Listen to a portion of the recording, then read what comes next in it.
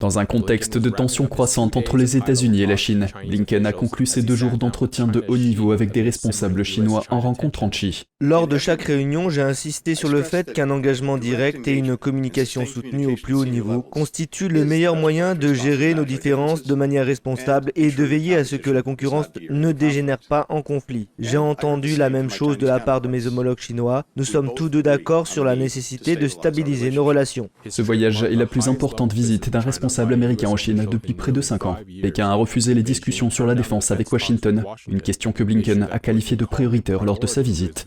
Le haut diplomate américain a exhorté le régime chinois à limiter la production et l'exportation de précurseurs du fentanyl, qui alimente une crise des opioïdes sur le sol américain.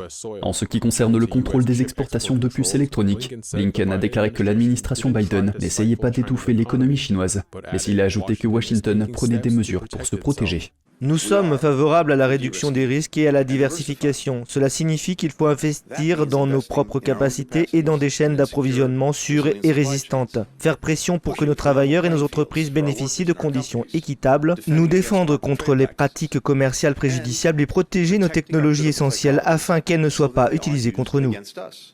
Xi a déclaré être satisfait des progrès réalisés au cours des discussions. Il a ajouté que les 2 pays avaient convenu de reprendre le programme d'accord conclu avec le président Joe Biden lors de leur rencontre à Bali l'année dernière. Ce programme s'est enlisé ces derniers mois, notamment après que les États-Unis ont abattu un ballon espion chinois en février.